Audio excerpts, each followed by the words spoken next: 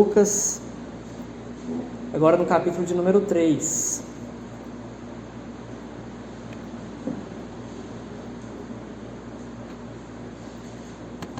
Lucas, capítulo de número 3. Nós vamos ler até o capítulo de número 4, no versículo de número 13. Mas não vamos fazer essa leitura de uma vez. Nós vamos por partes na medida em que o texto for sendo exposto, para que nós nos atentemos justamente ao que Deus quer falar conosco nessa noite. E por isso, deixe sua Bíblia aberta, mantenha sua Bíblia aberta para que você vá acompanhando à medida em que a exposição for seguindo. Lucas capítulo 3, a partir do versículo de número 23. Lucas 3, 23. Diz assim a palavra do Senhor. Ora, tinha Jesus, na verdade a partir do versículo 21. E aconteceu que ao ser todo o povo batizado, também foi Jesus, e estando ele a orar, o céu se abriu. E o Espírito Santo desceu sobre ele em forma corpórea, como pomba, e ouviu-se uma voz do céu: Tu és o meu filho amado, em ti me comprazo. Até aqui. Vamos orar? Senhor, mais uma vez queremos chegar a Ti em oração, pedindo agora o Teu auxílio, ó Deus, para compreendermos as palavras do Senhor que estão aqui reveladas nesse Evangelho de Lucas, que é a palavra do Senhor. Nós queremos entender um pouco mais sobre o Teu Filho Jesus Cristo, Pai, e como o Senhor muito amou, e como o Senhor muito usou a Sua vida em favor de nós, que somos o Teu povo. Que nós tenhamos esse amor por Cristo Jesus, à medida em que formos ouvir essa palavra que será pregada a nós. Essa é a nossa oração. Em Cristo Jesus nós oramos. Amém. A relação de pai e filho é uma relação muito interessante. Geralmente você pode observar como os pais têm suas características bem distintivas na forma de tratar os seus filhos. Geralmente eles não são aqueles que ficam em cima o tempo inteiro, mas eles demonstram o seu amor de outras formas manifestam o cuidado pelos seus filhos. E é uma relação muito interessante porque os filhos passam a, muitas vezes, almejar ser como seus pais. Quando temos boas referências paternas, o nosso desejo é querer encontrar alguém ou ser alguém como nosso pai foi. Às vezes as mulheres não querem ser como seus pais, mas querem encontrar um marido muito parecido com o que como o pai que tinha dentro de casa. Mas também o inverso muitas vezes acontece. A figura paterna muitas vezes é uma figura paterna ruim, maldosa, que faz mal, ao ponto dessa pessoa ter traumas para o resto da vida. E essa relação de pais e filhos, ela é muitas vezes protagonizada em muitos artefatos da cultura, do cinema, de séries e outras coisas mais. Tem uma série que eu assisti esse ano que se chama Como Eu Conheci a Sua Mãe. Uma série de entretenimento, um humor meio bobinho, muitas vezes, mas em um dos personagens, ele tem uma preocupação muito grande em toda a sua série de agradar o seu pai. O nome dele é Marshall. E ele amava tanto o seu pai que ele queria muitas vezes ouvir o seu pai elogiando. E o seu pai era uma pessoa muito brincalhona, muito carinhosa, muito amorosa com ele. Mas ele sentia sempre que o pai elogiava os irmãos, mas não elogiava ele. Por quê? Até aquele momento, Marshall não teve filhos com a sua esposa ali, naquela série. E a trama segue ali em um momento em que Marshall, desejando ter um filho e dar um neto para o seu pai, mais um neto para o seu pai, alegre de saber que ele poderia fazer isso, porque ele começou a achar que era infértil, começa a pesquisar e descobre que não era infértil. Mas no dia que ele vai contar para o seu pai a boa notícia de que ele poderia dar filhos, poderia dar netos, ele descobre que o seu pai morre. E Marshall entra num estado ali naquela série de depressão. De uma forma meio cômica eles tratam isso, mas o rapaz fica depressivo, porque ele sabia e queria que o seu pai visse uma coisa que ele aprovasse, ele queria agradar o seu pai ali. E aí o restante da série tenta mostrar como Marshall lida com isso. Mas o que eu quero chamar a sua atenção é justamente isso. É esse desejo que os filhos muitas vezes têm de tornar ou ser agradáveis aos seus pais, de fazer tudo que os seus pais, para agradar os seus pais. Isso acontece de diversas formas. Às vezes você arruma um diploma e entrega o diploma para o seu pai falando, tá aqui, ó. Às vezes nem era o curso que você queria, mas você desejava agradar ele. E é interessante também que as Escrituras também nos mostram que essa relação pai e filho, ela é tratada desde o início da Bíblia. Adão, por exemplo, é tratado como um filho diante de Deus. O cuidado que Deus tinha ao criar a humanidade revela isso. E ao mesmo tempo, a Bíblia diz, e nós lemos hoje isso 2 vezes, que nós somos o quê? Filhos de Deus. E a questão, no entanto, é que o modo como conduzimos essa relação de pai e filho, ou de filhos com o seu pai celestial, é a pior maneira possível. Nós, muitas vezes, somos como filhos rebeldes, que ao invés de querer agradar o pai, desejar mais do que tudo agradar o seu pai, na verdade que é o contrário, quer desagradar, quer fazer tudo o contrário que o seu pai revela na palavra de Deus. Por vezes nós somos como um filho que naquele estágio de adolescência acha que já sabe de tudo, mas não percebe que não sabe nada. E obstinadamente ele começa a se rebelar contra o seu pai. E a pergunta que eu quero te fazer essa noite é: você que cantou aqui que Ele é poderoso, que vai entregar a sua vida, todo o seu ser em amor ao seu Deus, você é um filho como aquele rapaz da série que eu contei, que uma das suas maiores preocupações da vida é agradar o seu pai? E eu não estou falando aqui do seu pai terreno, estou falando do seu pai celestial. Você é um filho que agrada a seu pai? Se Deus viesse até aqui e proferisse palavras a você da própria boca dele, ele teria palavras como teria dito a Jesus: esse é o meu filho, na qual eu me agrado, na qual eu tenho o meu prazer. Você também tem um desejo intenso e um desejo maior ainda de agradar o seu Pai celestial do que às vezes até o seu próprio pai terreno?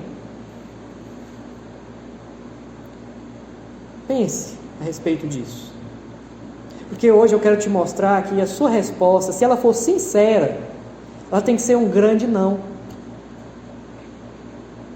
Porque todas as vezes ao responder essa pergunta e quando examinamos o nosso coração, você demonstra que você não é um filho que quer agradar ao seu pai. Muitas vezes o seu desejo é outro. Mas eu também quero te mostrar que houve sim um filho que agradou a vontade do pai, satisfez a vontade do seu pai. E é no nome desse filho que nós todos, primeiramente, somos feitos filhos de Deus e podemos também agradar a Deus. Podemos ter essa resposta convertida de um não para um grande, sonoro sim. Veja, esse tema de pai e filho, ele é bastante trabalhado pelo evangelista Lucas, porque desde o início do que nós temos visto nessa série, nós vemos diversas interações de Lucas querendo mostrar que a paternidade de Jesus não era de José. José sim foi um instrumento de um pai adotivo ali de Jesus, de alguém que teve o papel de tutelar Jesus, teve sim. Mas a paternidade direta de Jesus, ela é de Deus. O evangelista vai mostrando isso de diversas formas, porque desde o início, lá no capítulo 1, Jesus é anunciado e apresentado a nós que esse menino seria concebido pelo poder do Espírito, não seria concebido naturalmente, um sêmen fecundando um óvulo. Os feitos maravilhosos que envolviam todo o seu nascimento, é como se fosse um pai preparando todas as coisas para o nascimento do seu filho. E ao mesmo tempo, nós vimos no capítulo 2 que pessoas reconhecem, dizendo: esse é Jesus, esse é o Messias que Deus havia prometido, esse é o próprio Filho de Deus.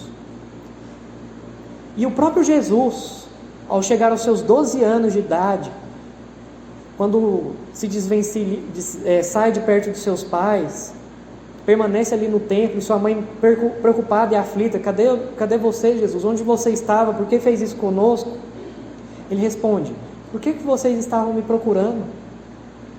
Se eu não deveria estar aqui, na casa do meu pai? E a palavra casa não aparece no original, porque tem ideia de que Jesus estava tratando das coisas pertinentes ao pai, como se fosse um filho cuidando dos negócios do pai. Então Lucas quer mostrar que Jesus era o Filho de Deus, e que a sua missão era tratar as questões relativas do seu próprio pai. Jesus não veio aqui para passear. Jesus não veio aqui para preferir novas filosofias, novas ideias, novos pensamentos. Jesus veio para tratar os negócios do Pai, de Deus o Pai. E não é somente no nascimento que Lucas vai dar essa ênfase, para mostrar, olha, esse menino era diferente. Mas também quando Jesus vai começar o seu ministério e durante todo o ministério. Várias vezes, Jesus vai se dirigir a Deus como um pai. Várias vezes ele vai se dirigir ao Pai e vai demonstrar que ele tinha uma relação harmônica com ele. Ele conhecia tanto o seu Pai, tanto as suas vontades, vivia uma relação tão de proximidade, que ele sabia o que o Pai queria. Mas o fato, e a gente vai observar isso, que o fato dele ser apresentado assim, não descarta Jesus de manter um relacionamento com Deus através da oração. E o texto aqui deixa bem forte isso. Mas por que também esse tema tão importante de Jesus sendo o Filho de Deus? Por que Lucas gasta e mostra muito sobre isso? Porque esse tema ele é muito importante. Hoje de manhã eu falei que nós iríamos perceber que isso está ligado desde Gênesis. Desde o início da história bíblica, quando Deus cria o homem, Ele o trata como a sua criação semelhante a Ele. Essa ideia de semelhança ela é colocada quando há a presença de pai. Quando Adão gera filhos, a Bíblia diz que Adão gerou filhos à sua semelhança. Ou seja, Deus nos criou como um pai que transfere características ao seu filho. Só que esse homem se sucede em erros, vive em rebeldia, continua a pecar. Porém, Deus continua a agir para separar um povo, para conduzir um povo, e esse povo se chama Israel, e por vezes Deus vai chamar esse povo de Israel como seu filho. Vocês são os meus filhos, e algumas vezes isso aparece, mas também Israel é reprovado. E é onde, quando os profetas vão dizer que no futuro surgiria o Filho do Homem, várias vezes Jesus vai se dizer, o Filho do Homem veio para... começa a se tornar um título. Por que essa ideia de Filho do Homem? Porque ela está ligada à personificação do verdadeiro Filho, que iria fazer tudo aquilo que Adão não fez, Abraão não fez, Moisés não fez, a nação de Israel não fez, Davi não fez. Ele viria para cumprir a vontade de seu pai. E é o que o teólogo J.K. Beale vai dizer, que nos chama a atenção o fato de esses títulos serem dados a Jesus. Porque Filho de Deus e Filho do Homem apresentam para nós dois lados de uma mesma moeda. Porque Filho de Deus reflete a figura do Antigo Testamento, Israel, e Filho do Homem é a figura de Adão. Sendo assim, o argumento é que tanto Adão quanto Israel são figuras do primogênito de Deus. O primeiro homem é Adão, o primeiro povo é Israel. E Jesus encarna os dois títulos nele mesmo. Então Jesus é o verdadeiro filho, que vai mostrar, olha, se você quer um verdadeiro israelita, olha para Jesus. Se você quer ver alguém que ama e faz a vontade de seu pai, é Jesus. E Lucas quer mostrar justamente isso, que se tinha credenciais boas para Jesus iniciar o ministério, é que ele era filho de Deus. Para um leitor que não sabia sobre a história de Jesus, quando ele começa a narrar aqui, vai falar sobre o batismo, vai falar sobre a genealogia, vai falar sobre a tentação, ele está dizendo, olha, Jesus vai começar o seu ministério, e ele não é igual a Adão. Ele é melhor. Ele não é igual a Israel. Ele é melhor. Porque ele é o verdadeiro Filho de Deus. É a credencial para dizer por que você tem que ouvir os ensinamentos desse homem. É a credencial para você reconhecer que somente por a obra desse homem é que você tem a sua salvação. Porque como nós vimos, o tema é que o Rei Jesus veio para salvar os perdidos. É o tema de Lucas. É aqui que aparece o filho pródigo, por exemplo.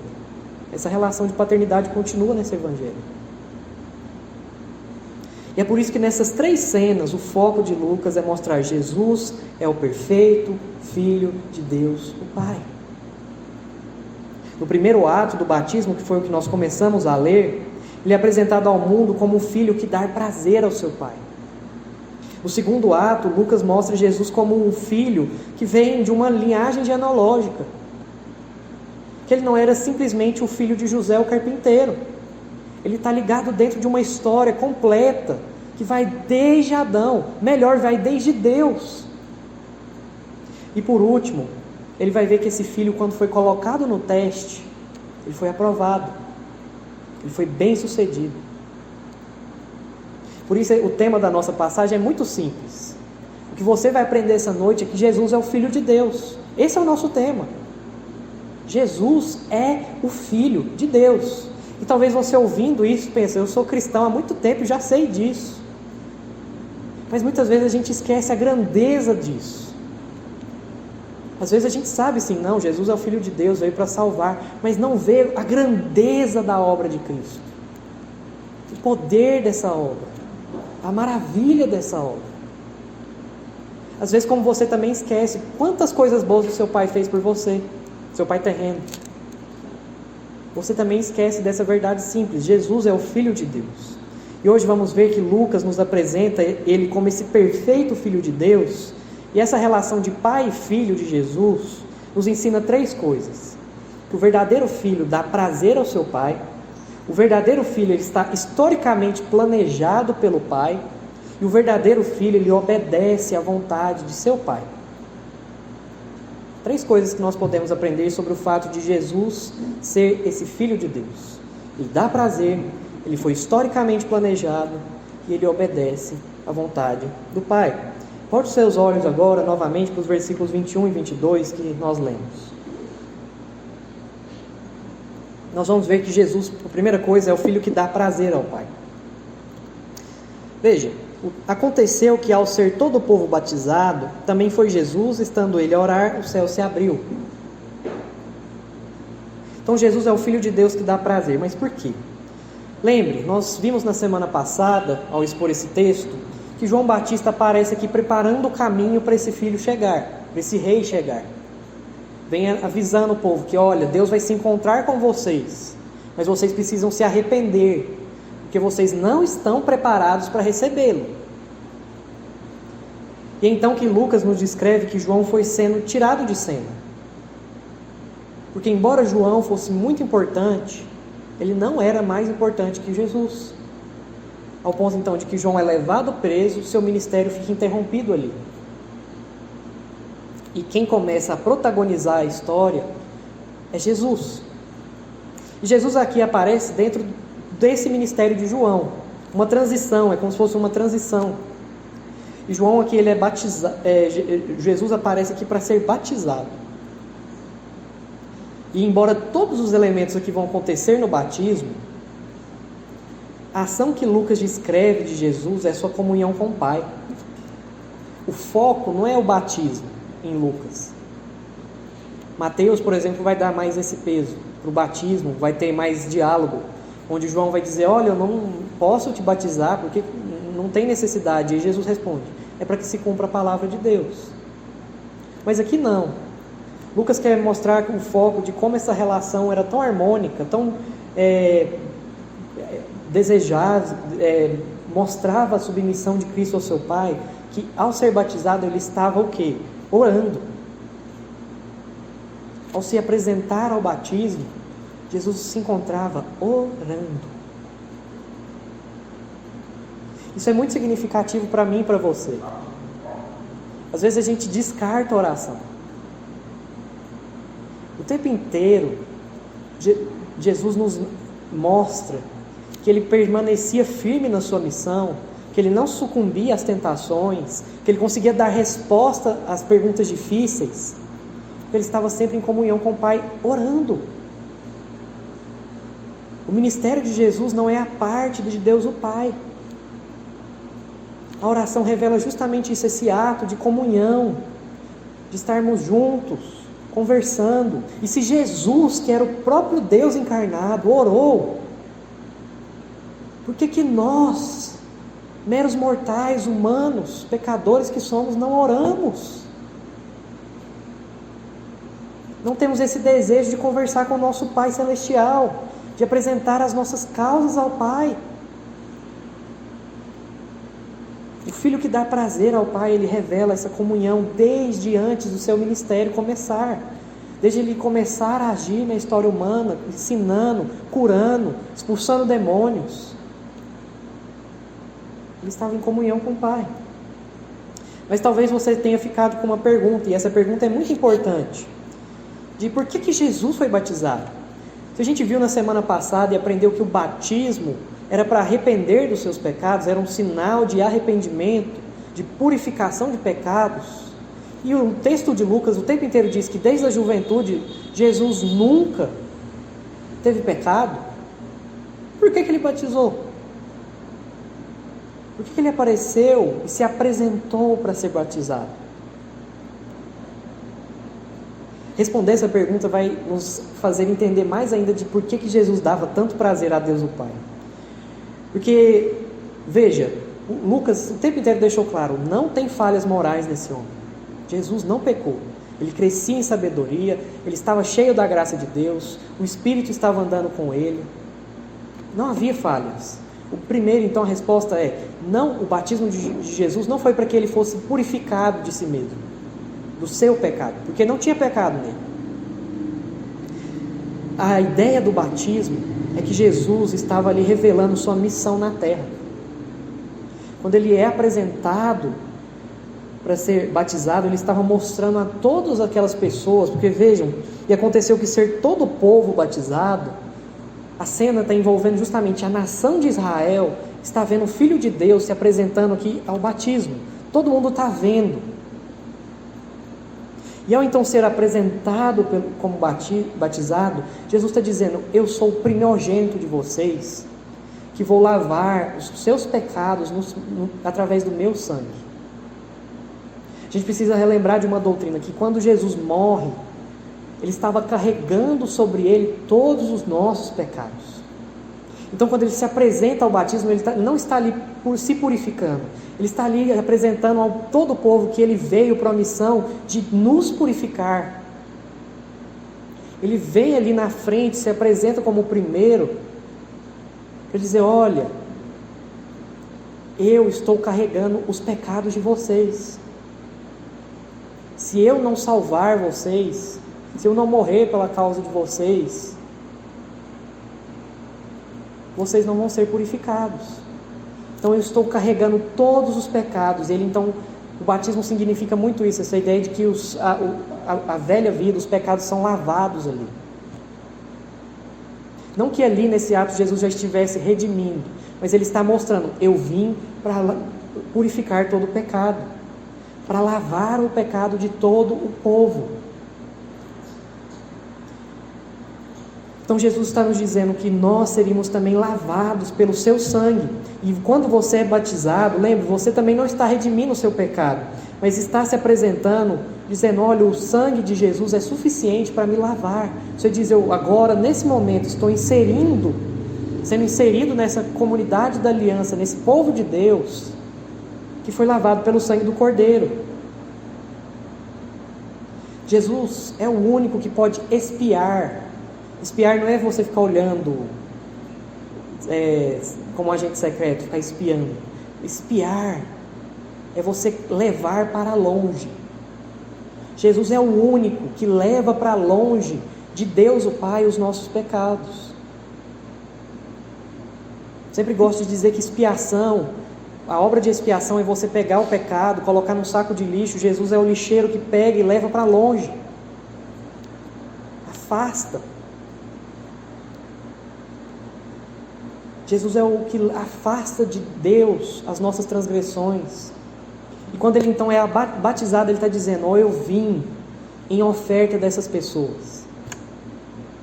E é por isso que a Trindade se manifesta nessa cena do batismo. Aqui é um dos poucos textos em que, embora não está dizendo a Trindade apareceu, nós vemos as 3 pessoas do Deus triuno se apresentando aqui. O Espírito de Deus é apresentado aqui, o céu se abre, o Espírito desceu em forma corpórea como a de pomba. A ideia é que era uma forma semelhante, não que ele assumiu uma pomba e desceu ali sobre, mas é porque a pomba significava para o povo judeu o símbolo de purificação. Meio contraditório, hoje em dia a gente não gosta de pomba, né? Mas a pomba para o judeu era um animal puro, que representava pureza, ou seja, a pureza do Espírito estava sobre Jesus. Ela desce sobre Jesus e mostra que esse Espírito vai acompanhá-lo em toda a sua missão aqui na terra, e mostra que Jesus está sempre ali subordinado e dependente do Pai. E o próprio Pai anuncia para o mundo e para todo o povo que estava ali: esse é o meu filho amado, esse é o filho pelo qual eu amo. Você que é pai, você sabe muito bem quanto você ama o seu filho. Veja que obra Deus está fazendo no mundo. Ele está apresentando o seu filho como uma oferta pelos nossos pecados. Isso é muito forte, irmãos. É como se você pegasse o seu filho favorito, talvez você não tenha, mas talvez tenha, e colocasse assim: eu vou colocar essa pessoa para pagar o preço de um crime de outra pessoa, e vou fazer essa pessoa parte da minha família, o meu filho. Pense na grandeza disso. Porque o prazer de Deus o Pai se encontrava em ver o seu Filho Jesus Cristo satisfazendo os seus planos de redimir a humanidade, de salvar a humanidade. E o que isso significa para mim e para você? É que o prazer de Deus estando em Jesus Cristo revela o nosso caminho de salvação. Foi por causa dessa relação harmoniosa, foi porque Deus teve prazer no seu Filho, que você também agora pode pertencer a essa família. Quando o povo olhava para aquele ato, eles tinham que entender: esse homem não é um homem qualquer, ele é o Filho amado de Deus. Você, quando diz que crê em Jesus Cristo, você não crê em qualquer um, você crê no Filho amado de Deus, que satisfaz a vontade do Pai. A palavra com prazo, talvez a gente não entenda muito bem, mas é que me dá a satisfação, o prazer. E é por meio de Cristo Jesus, pela obra dele levar os seus pecados, que Deus diz como ele diz para nós em 1 João: filhinhos, vocês agora já têm vitória sobre o pecado. Vocês agora são os meus filhos, o mundo já não os conhece. Vocês são feitos filhos de Deus por causa do Filho amado, o primogênito, o nosso irmão mais velho. E isso significa que você precisa reconhecer isso. Não é a sua obra religiosa que vai dar prazer ao Pai. Não, eu oro, leio a Bíblia. Mas se isso não for por meio da graça e a confiança de que é somente por Jesus e mais nada, você não é um filho. Você é um religioso, um simpatizante. Quando você entende a obra de Cristo Jesus como o Pai amado entregando o seu Filho amado, você entende a grandeza do que Deus fez por você. E isso precisa encharcar o seu coração de alegria.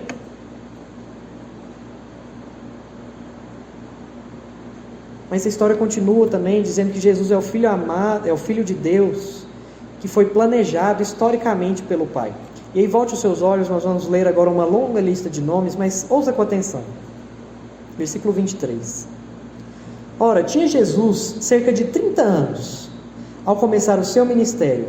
Era como se cuidava, filho de José, filho de Eli, Eli filho de Matatate, filho de Levi, Levi filho de Melqui, este filho de Janai, filho de José. José, filho de Matatias. Matatias, filho de Amós. Amós, filho de Naum. Este, filho de Esli. Filho de Nagai. Nagai, filho de Maate. Maate, filho de Matatias. Matatias, filho de Semei. Este, filho de José, filho de Jodá. Jodá, filho de Joanã. Joanã, filho de Ressá. Ressá, filho de Zorobabel. Este, filho de Salatiel, filho de Neri. Neri, filho de Melqui. Melqui, filho de Adi. Adi, filho de Cozã. Este, Eumadã, filho de Er, filho de Josué. Josué, filho de Eliezer. Eliezer, filho de Jorim. Este, de Matate, filho de Levi. Levi, filho de Simeão. Simeão, filho de Judá. Judá, filho de José. Este, filho de Jonã, filho de Eliaquim. Eliaquim, filho de Meleá. Meleá, filho de Mená. Mená, filho de Matatá. Este, filho de Natã, filho de Davi. Davi, filho de Jessé. Jessé, filho de Obed. Obed, filho de Boaz. Este, filho de Salá, filho de Nasson. Nasson, filho de Aminadab. Aminadab, filho de Admim. Admim, filho de Arni. Arni, filho de Esrom. Este, filho de Pérez, filho de Judá. Judá, filho de Jacó. Jacó, filho de Isaque. Isaque, filho de Abraão. Este, filho de Terá, filho de Naor. Naor, filho de Serug. Serug, filho de Ragaú. Ragaú, filho de Faleque. Este, filho de Eber, filho de Salá. Salá, filho de Cainã. Cainã, filho de Arfaxade. Arfaxade, filho de Sem. Este, filho de Noé, filho de Lameque. Lameque, filho de Metusalém. Metusalém, filho de Enoque. Enoque, filho de Jared. Este, filho de Maalalel, filho de Cainã. Cainã, filho de Enos. Enos, filho de Sete. Este, filho de Adão, filho de Deus. Depois do ministério de Jesus, do batismo de Jesus, dele ser apresentado como o filho amado do Pai, Lucas segue agora para uma apresentação de uma genealogia. Veja, Lucas está nos preparando para o ministério de Jesus. E essa é uma das mais diferentes genealogias que a gente tem na Bíblia. Por quê? Porque ela é de trás para frente. Eu fiz uma pergunta hoje na escola dominical. Vamos responder ela agora. Por que essa genealogia é de trás para frente? Não era comum. Sempre é comum de ser de frente para trás. Você apresentar o pai, filho, neto, bisneto. Esse é o contrário. Vai do bisneto para o neto, para o filho, até chegar no pai.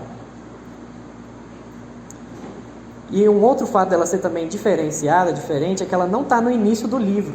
A maioria das genealogias, até no Antigo Testamento, elas começam no início do livro. Essa está no meio, antes do ministério de Jesus.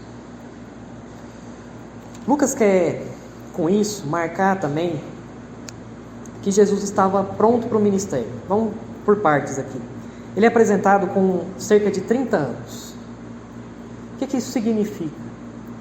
Naquele período, os grandes ofícios, as grandes atividades, principalmente como a de um sacerdote, só começavam a ser executadas quando o homem completava 30 anos, ou se aproximava de completar 30 anos. Por quê? Porque isso revelava que o homem estava pronto, estava na sua maioridade, estava pronto ali para exercer o seu trabalho. Então, Lucas marca Jesus com a sua idade de 30 anos para dizer que Jesus estava pronto. Ele está pronto para assumir aqui o seu ministério no mundo. E ele então começa a mencionar de onde veio esse homem. E talvez você lê na sua versão Almeida atualizada, tem a palavra, era como se cuidava. Fica uma leitura um pouco meio esquisita. Como assim, era como se cuidava? A palavra era melhor para traduzir aqui, era como se supunha. E está ligado ao nome de José. Era como se estivesse dizendo, era como se supunha que ele era filho de José. O que o texto está dizendo? As pessoas o conheciam ali como filho de José e supunha ser ele filho desse homem. Mas Lucas quer mostrar, não. Mas ele está dentro de uma linhagem muito importante. E aí começa, ele era filho de José, José filho de Eli, e aí uma longa de nomes que a gente não vê, até Davi, a gente não vê esses nomes aparecendo na Bíblia. Com isso, a obra, que Lucas quer mostrar é justamente a obra de Deus que termina com Jesus sendo filho de Deus. Então a lógica é por que ele é de trás para frente. É que Jesus, embora esteja conectado a todas essas descendências, em última instância, ele não é filho de José. Ele é filho de Deus. Ele é o segundo Adão. Ele está na linhagem de Davi, de Abraão, dos grandes heróis da fé, dos patriarcas, dentro dos termos da aliança. Mas ele é o segundo Adão, ele é o Filho de Deus. Veja, a genealogia começa com Jesus e termina com Deus. E nessa lista de quase 70 nomes, mais de 70 nomes, Jesus se conecta.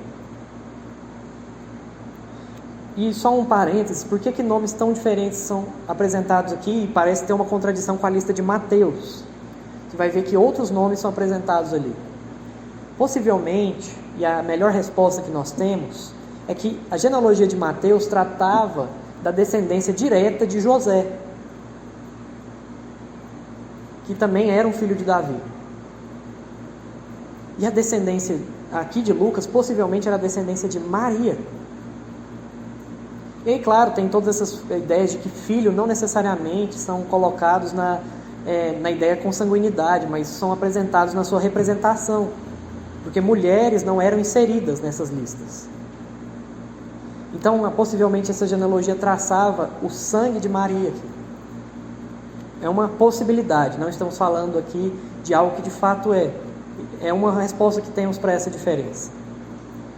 Mas o que torna mais importante para nós é, primeiro, a gente vê que Jesus está inserido dentro da história da redenção. Jesus é o filho direto de Davi. E é um dos fatores, por exemplo, que Lucas escolhe não pegar as descendências diretas dos reis. Você pode ver, não tem Salomão aqui, não tem Roboão, não tem aqueles que foram reis. Porque Lucas está querendo mostrar para nós que quem é o descendente direto de Davi, o verdadeiro descendente de Davi esperado é Jesus. Por isso ele escolhe alguns nomes secundários aqui, que também faziam parte da história de Jesus, para mostrar, olha, o verdadeiro rei de Israel é ele.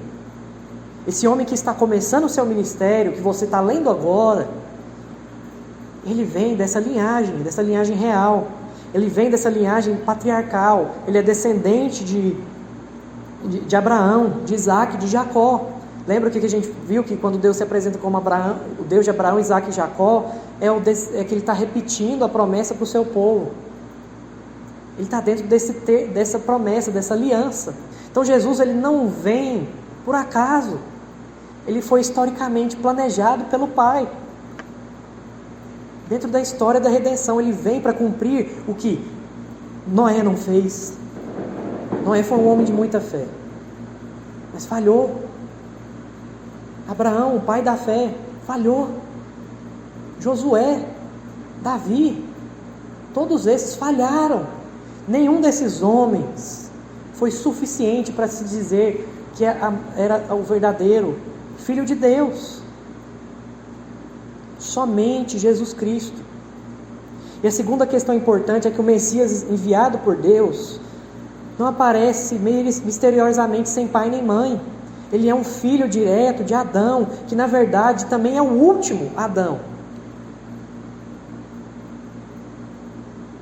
Ele é verdadeiramente humano e verdadeiramente filho de Deus. Título que é aplicado a Adão. E com essa construção da genealogia, Lucas quer te mostrar e nos mostrar que toda a história humana ela está entrelaçada com o fato de que depende de Jesus ser filho de Deus. Essa relação de filho e pai. Jesus passa a se tornar também o primogênito e identifica com a humanidade que ele veio para redimir. Todos os outros foram um caminho para que no momento exato o Filho de Deus se manifestasse na história. E o que isso significa para nós? É que Jesus nunca foi o plano B de Deus. Isso significa que a história humana também está sendo cursada pelo nosso Deus. Toda a nossa vida, toda a nossa fé depende desse fato. Se Jesus foi encaixado, veja, o texto quer mostrar também que Jesus não foi encaixado nessa história. Se Jesus foi encaixado, se Jesus foi um plano B, se Jesus vem como um extraterrestre, tem até essas teorias hoje em dia dizendo que Jesus era um extraterrestre. Não! Ele é o Filho verdadeiro de Deus. Essa semana eu estava vendo uma dessas entrevistas que muitas vezes se faz de um ateu conversando com um cristão e tentando entender a fé. É interessante como é necessário tanta fé para tentar entender outras vertentes de Jesus.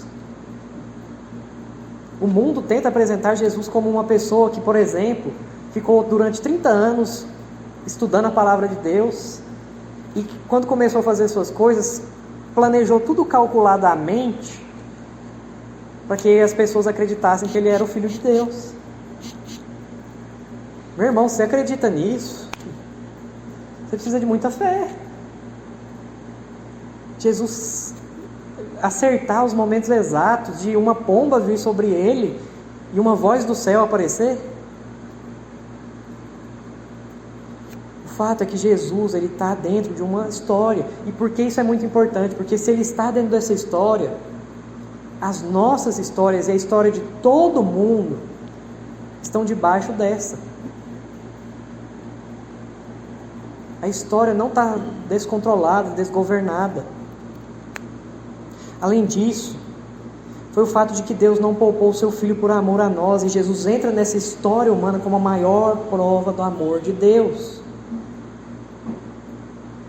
Porque essa genealogia nos ensina quão perto de Jesus está da sua humanidade, da sua criação. Ele, assim como nós, vem de uma descendência.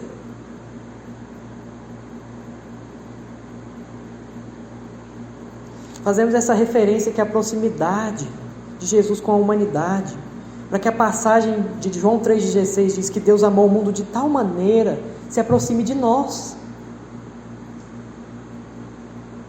A salvação prometida nessa passagem é que então todo aquele que crê no Filho unigênito de Deus, como está em João 3,16, é salvo. Somente quem crê nesse Jesus que apareceu na história. Então Deus se manifesta próximo de nós através do seu Filho amado. E a questão que você precisa entender é se você, por fé, também vai ser inserido nessa genealogia. Porque você é um filho de Adão.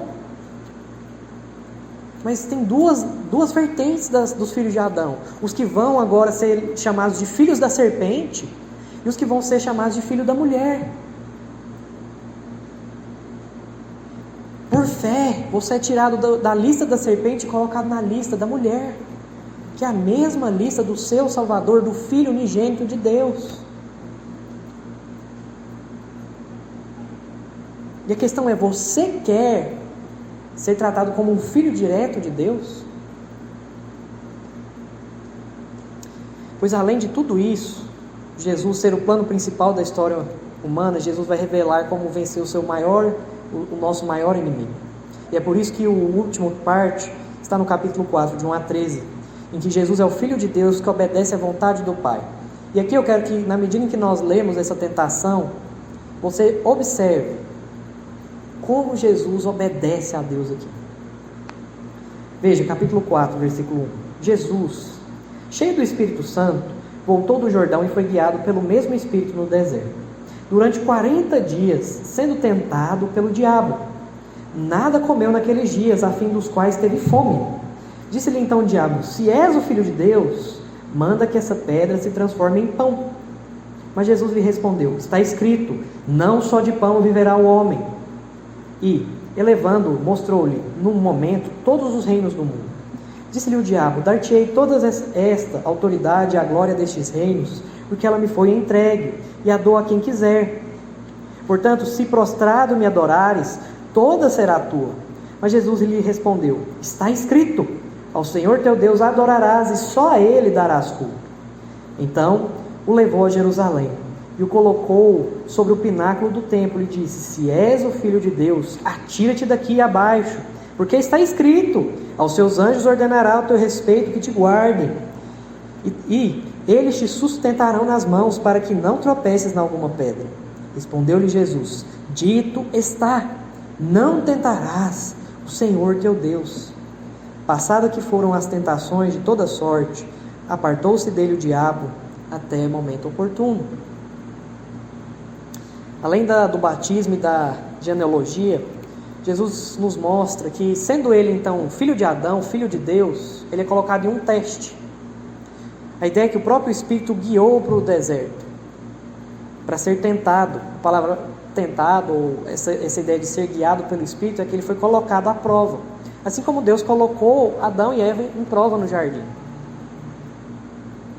E embora a gente não tenha nada parecido na Bíblia com a tentação de Jesus, a coisa mais importante é que ela se parece com a provação do ser humano lá no Éden.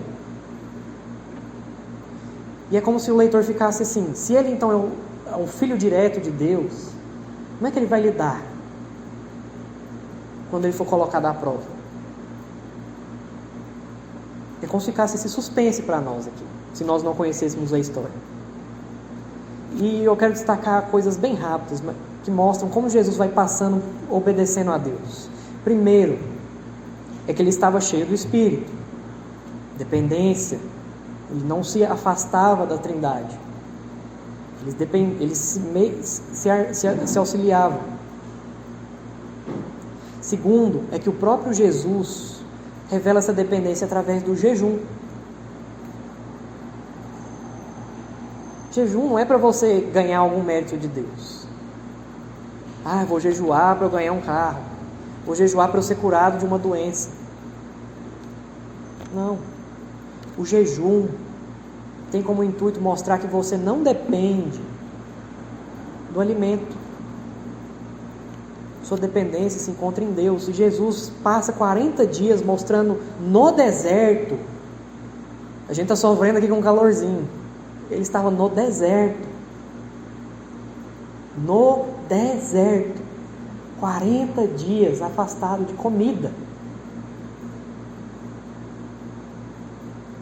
E o que o texto quer mostrar é que Jesus não estava fazendo nada à parte de Deus. Ele estava próximo, dependente de Deus. E aí fica essa questão: se Adão, que estava no jardim, no paraíso, tudo do bem e do melhor, caiu, e esse homem que estava 40 dias no deserto, como que vai ficar?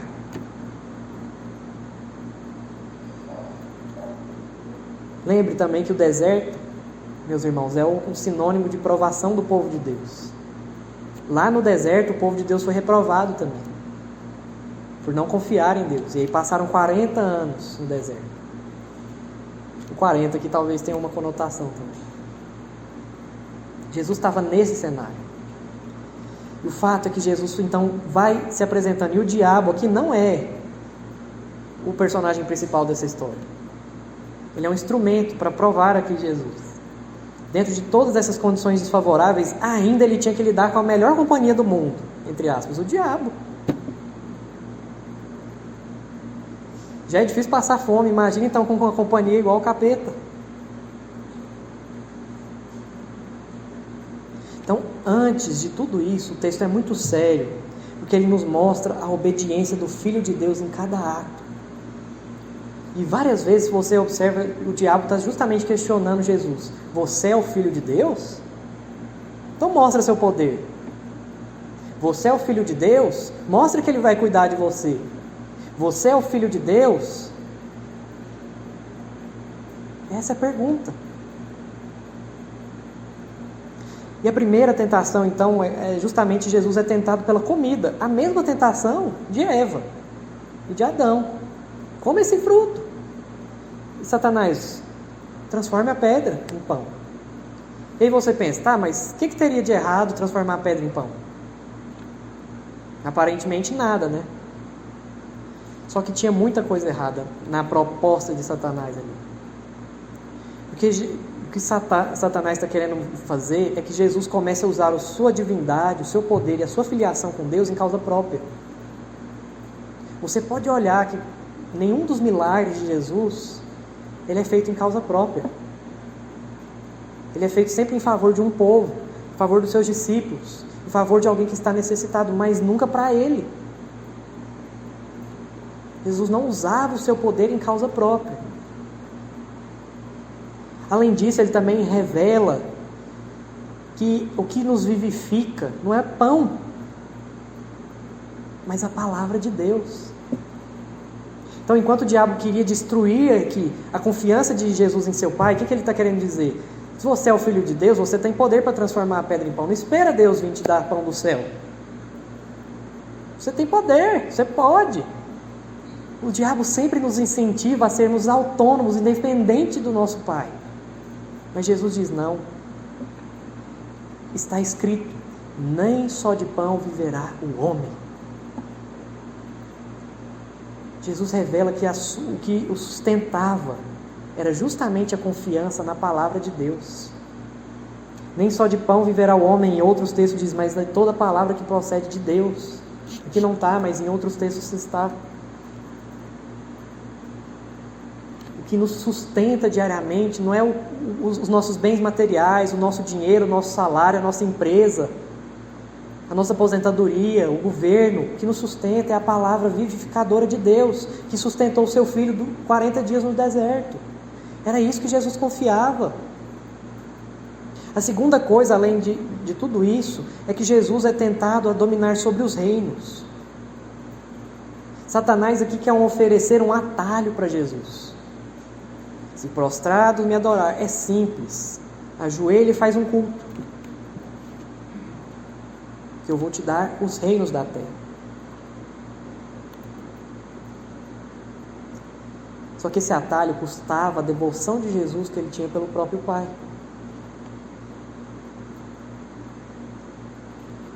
Jesus justamente nos mostra que nada pode ser colocado à frente da adoração a Deus. Nada. Porque, veja, isso é interessante. Se a gente lê e conhece a Bíblia, a gente sabe que Jesus é chamado de quê? O rei da terra. Ele poderia simplesmente falar assim, a resposta que ele poderia dar é, ô Satanás, você está de sacanagem. Eu sou o rei, eu sou o filho de Deus. Mas ele não fala não, ele não fala isso, ele fala, adorará somente a Deus. Ao Senhor teu Deus adorarás e só a Ele prestarás culto. Nada pode ser colocado na frente da adoração a Deus. Por isso, por exemplo, que o nosso culto é algo tão sério. O próprio Jesus tinha consciência disso, Ele era Deus. Mas enquanto esteve subordinado à figura humana, Ele não colocava nada à frente da adoração a Deus. Nem mesmo, porque Ele poderia adorar Satanás. Veja, tem uma proposta muito por trás disso aqui. Jesus vem para dominar, se estabelecer como rei, não é o que a gente tem dito? Ele poderia então oferecer um atalho. Não precisava, olha, Ele vai se dominar e exercer o seu poder como rei, sem precisar derramar sangue. Mas Jesus sabia que não era assim também. E a terceira tentação revela também que o ministério de Jesus não ia começar com espetáculos.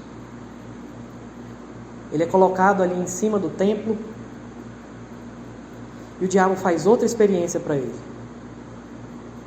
Você é o Filho de Deus? Mostra isso para o mundo. Se joga aqui desse templo. Porque, e aí Satanás agora muda a estratégia, usa a palavra. Porque na palavra diz que se você, ele vai ordenar os próprios anjos para te guardarem e te guiarem. Ele vai sustentar nas suas próprias mãos para que não tropeces em alguma pedra. O Salmo 91, ele cita o Salmo 91. Mostre para o mundo, revele para o mundo o seu poder. Faça uma experiência com Deus.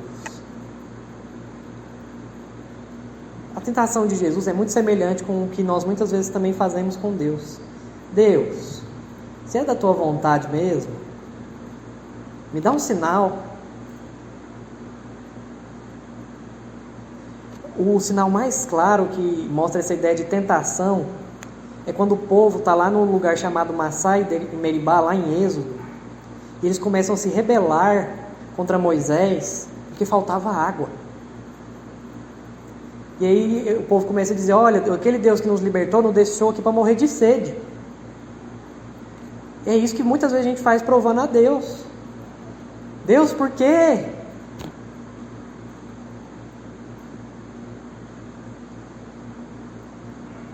E o povo ali levado no deserto, achando que Deus queria destruí-lo.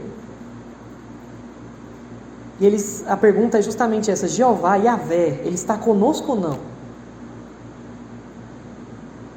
E Jesus sabia que semelhante mau comportamento de sua parte, expondo-se desnecessariamente ao perigo, apenas para observar a reação do Pai, se estaria ou não com Ele, equivaleria a um grave pecado.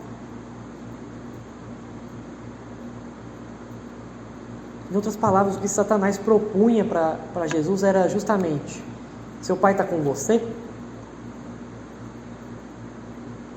E Jesus responde: não tentarás o Senhor teu Deus. Não faça provas com Deus. Não duvide se Ele está com você. Isso só foi possível porque Jesus estava ali. Claro, Ele era o próprio Deus, Ele não iria cair, mas Ele mostra justamente como a sua perfeita obediência revela a sua harmonia. E isso significa para nós o quê? Que a tentação revela que qualquer um de nós teria falhado, talvez na primeira mesmo. É verdade, não, deixa eu usar o meu poder aqui e vou fazer um pãozinho, estou morrendo de fome. Qualquer um de nós, esse texto não é um texto sobre como vencer as tentações. É um texto sobre como o Filho de Deus venceu. Como o verdadeiro Deus homem venceu. E que se você confia por fé nele, Ele também te dá o poder para vencer as tentações. Porque a nossa vida diária, meus irmãos, ela é cheia de ela é cheia de incentivo a uma falsa confiança. Às vezes a gente suplica ardentemente ao Senhor que Ele conceda uma bênção de ser curado, de cuidar da nossa saúde, ou pede a Deus para que salve almas, mas negligencia o seu comportamento. Pede para que nós vençamos o pecado, mas nós não estudamos a palavra, não oramos. Meu irmão, você está colocando Deus à prova. Senhor, me ajuda a vencer contra a tentação. Aí você completa a sua. Mas você também não faz nada que revele a confiança no poder de Deus.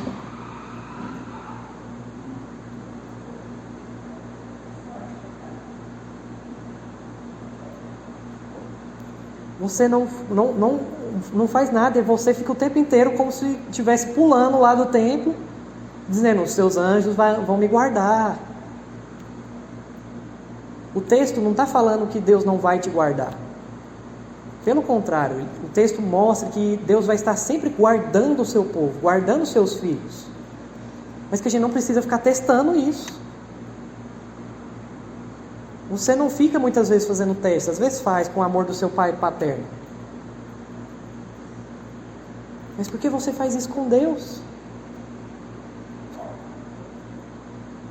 Em contrapartida, o que nós temos que fazer, meus irmãos, é reconhecer que Deus está nos guiando. E é por isso que você tem ferramentas para lutar contra o pecado.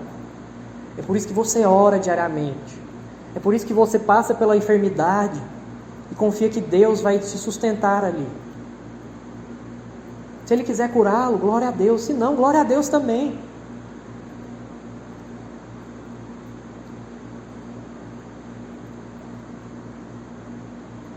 Aparta meus olhos para que não vejam a vaidade. É o que diz o Salmo 119, versículo 37. Ao contrário de nós, Jesus mostra uma confiança inabalável na palavra do Pai. Somente Ele poderia mostrar essa confiança. Jesus ainda vai passar por mais tentações. E a principal foi no dia daquela cruz, quando aquele ladrão disse: se és o Filho de Deus, salta daqui. Se és o Filho de Deus, porque Deus não está fazendo nada?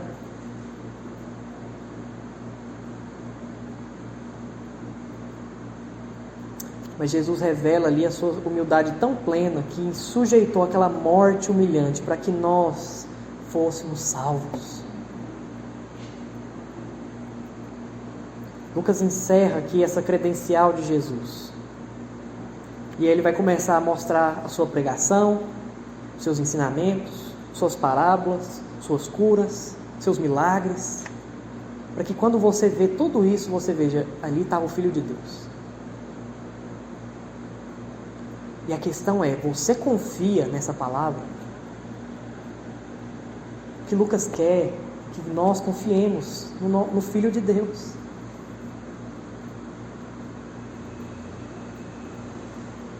Contando sobre o final daquela série ali, o filho, depois ali de tudo ali que se apresentou, o pai morreu, ele percebeu que o pai tinha mandado um áudio. E lá no finalzinho, ele tem uma palavra meio confusa do pai.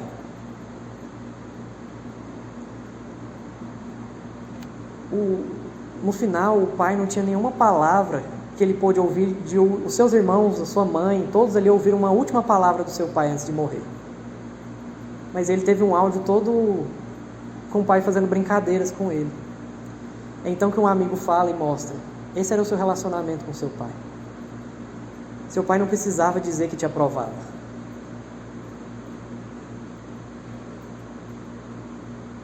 Ele confiava que o pai o amava. E a questão é essa. Nós não precisamos ficar testando a Deus, irmãos. Se está faltando dinheiro, se Ele nos ama porque está faltando dinheiro, faltando saúde, faltando amigos. Ele já te deu a maior prova de segurança. Ele enviou Jesus, o Filho amado. E o que você precisa fazer aqui são 3 coisas. Se você deseja ser também um filho que dá prazer ao seu Pai, confie no sangue de Cristo. Essa confiança não é só para você dizer eu aceito Jesus. Quando você diz eu aceito Jesus, é algo muito mais profundo, que vivifica a sua vida.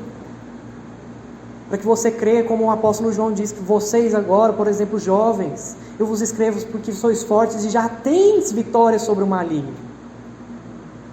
Quando você olha as questões, por exemplo, de aprovação de aborto, problemas da nossa sociedade, problemas na nossa vida, confie no sangue de Cristo. O que vai mudar a nossa sociedade não são leis, mas se a igreja revela o que Deus fez no mundo e continua fazendo. A confiança na obra de Cristo Jesus tem que ser a primeira coisa da sua vida ao levantar e ao deitar. É o que nós cantamos para as crianças a cada momento. A segunda coisa é que quando surgir dúvidas sobre o amor paternal de Deus por você, visite essa história. Visite a Bíblia. E Ele vai te mostrar o que Ele já fez por amor a você.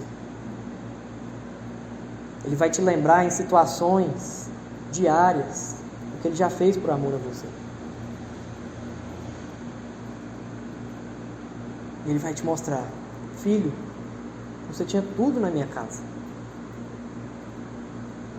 Você tem tudo em Cristo Jesus. É o que o Salmo 23 diz: o Senhor é o meu pastor e nada me faltará. Não é que não, quando estiver faltando dinheiro, essas coisas, nada, você não depende de mais nada.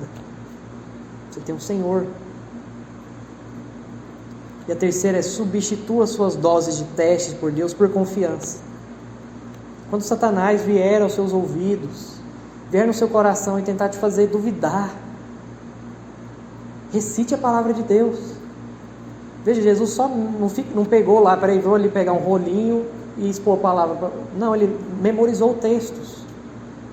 Se você tem dificuldades em algumas áreas da sua vida, memorize textos, versículos sobre isso, para que quando vier a tentação você os recite, para você lembrar: eu obedeço ao Pai, eu obedeço ao Pai.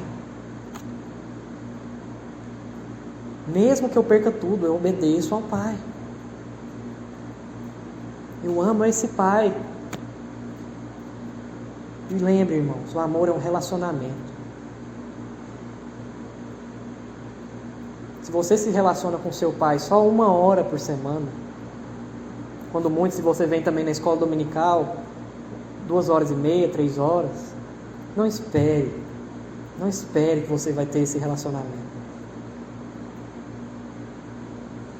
É diariamente. Tudo que você faz, você ora, você depende. Porque o verdadeiro Filho de Deus fez tudo por nós. Vamos orar? Senhor, nós te agradecemos, ó Deus, pelo teu Filho amado Jesus Cristo, que se mostrou o Filho amado do Senhor, que levou sobre si todas as nossas faltas e pecados. Nós te agradecemos, ó Deus, porque o Senhor não poupou o seu Filho amado por nós. Te agradecemos, ó Deus, pela obediência que Ele teve, e que por meio dessa obediência, desse amor perfeito, da sua missão concluída aqui na terra, nós também podemos nos aproximar como seus filhos. Nos revele a grandeza disso, Senhor. Transborde isso em nossos corações, porque o mundo precisa saber que o Senhor está juntando filhos para si por meio de Cristo. Nos faça contar como é bom para as pessoas ao nosso lado, como é bom pertencer à família do Senhor. Ajude a mim e aos meus irmãos a não colocar o Senhor em testes. Porque como a Tua palavra sempre vai nos afirmar, o Senhor é fiel. O Seu amor é grande. Nos perdoa, Pai, por duvidarmos da Tua palavra. Perdoa, Pai, porque muitas vezes desconhecemos a história pela qual nós fazemos parte. Ajude essa igreja, ó Deus, a revelar o nome dela, que se chama Vida Nova, ao mundo. E a fonte dessa vida nova, que é o nosso Senhor Jesus Cristo, perfeito Filho amado do Senhor, o Rei de toda a terra. Incendeia os corações dos meus irmãos, o meu coração, para proclamarmos essa verdade, Senhor. Para que as pessoas ao mundo saibam onde se encontra um verdadeiro Pai que as ame, que revela o seu amor por nós. Nos fortaleça, Pai, nas nossas faltas de fé. Nos erga como um filho, como um pai que erga ao filho quando ele tropeça. Nos ajude a confiar, saber que o Senhor está cuidando do seu povo. Que nada nos sucederá, porque o Senhor cuida de nós, como um pai que ama, protege a sua família. Ajude aos pais aqui a lembrarem qual que é o modelo, porque esse modelo não é baixo, muito pelo contrário, ele é muito alto. É o modelo sacrificial de Cristo, o modelo que encontramos em Ti, Senhor. Precisamos de mais pais que vivam e ensinem isso dentro dos seus lares. Que demonstrem esse amor primeiro que tem pelo Senhor, para que demonstrem aos seus filhos. Eu oro, ó Deus, por cada pai aqui presente, aqui representado. Fortaleça-os. Ajude-os a revelar o caráter de Cristo em suas dificuldades com seus filhos, em suas dificuldades como maridos, em suas dificuldades em mostrar a paternidade. Os faça olhar sempre para o verdadeiro Pai, que é Cristo Jesus, que é o Senhor, o nosso Deus e Pai, o Pai do nosso Senhor Jesus Cristo, aquele que nos garantiu vitória sobre o pecado e que mudou a nossa vida. Essa é a nossa oração em Cristo Jesus. Amém.